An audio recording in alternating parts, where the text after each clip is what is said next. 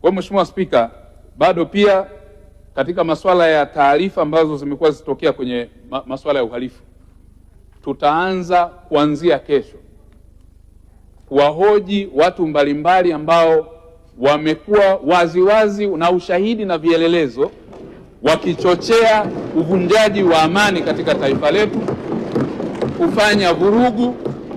Tunazo klipu za video ambazo wamezungumza kwenye platform mbalimbali za mitandao.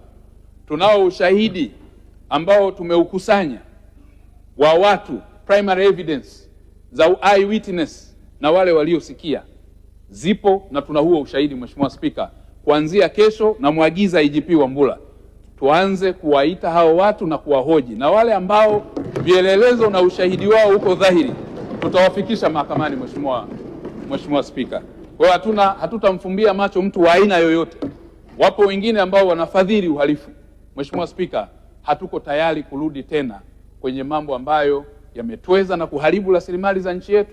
Hatuwezi kuruhusu watu wetu waumizwe, hatuwezi kuruhusu biashara zisimame, hatuwezi kuruhusu shughuli za kiuchumi zisimame. Mheshimiwa Spika, katika hili Mheshimiwa Spika, kupitia bunge lako tukufu na kuhakikishia Mheshimiwa Spika, kama itatokea kuna mtu ambaye anadhani yeye yuko juu ya katiba ya Jamhuri ya Muungano wa Tanzania kwa mujibu wa ibara ya 30 kwamba atavunja na haki yake ni ya msingi kuliko haki za wengine, huyo Mheshimiwa Spika tutahitaji kumfikisha mbele ya mahakama akajibu mashtaka hayo.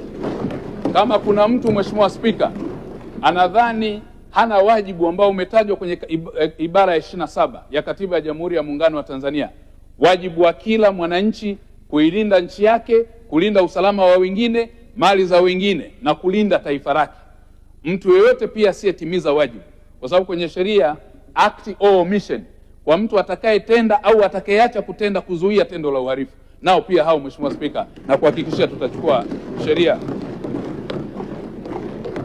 Niwakumbushe na kutoa rai Mheshimiwa Spika kwamba tunayo sheria, katiba yetu ya Jamhuri ya Muungano wa Tanzania.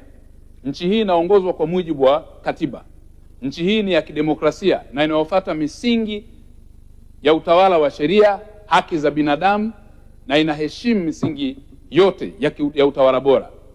Kwa sababu tunayo katiba ya Watanzania wote, na kwa sababu tunayo sheria ya kanuni za adhabu inahusika kwa Watanzania wote bila kujali ni tajiri au maskini, bila kujali hali au mahali anapotoka, bila kujali hadhi au heshima, hata kama uwe na nafasi, huna nafasi, unawajibika kufuata na kutii sheria. Kwa hiyo hatutavumilia Mheshimiwa Spika kwa yoyote yule ambaye atavunja sheria za nchi yetu.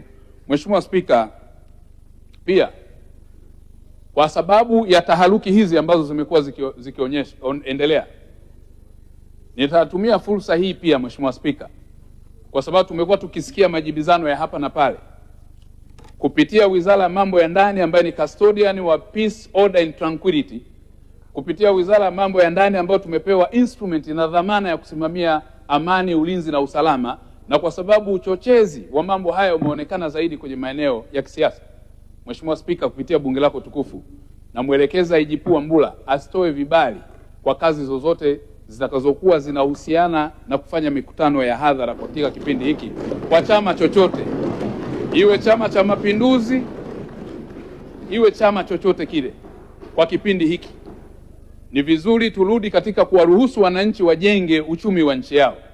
Ni katika kipindi ambacho tunahitaji kufanya kazi kwa ajili ya kuhakikisha kila Mtanzania, wafanyabiashara, wawekezaji wanafanya kazi yao kwa amani na utulivu.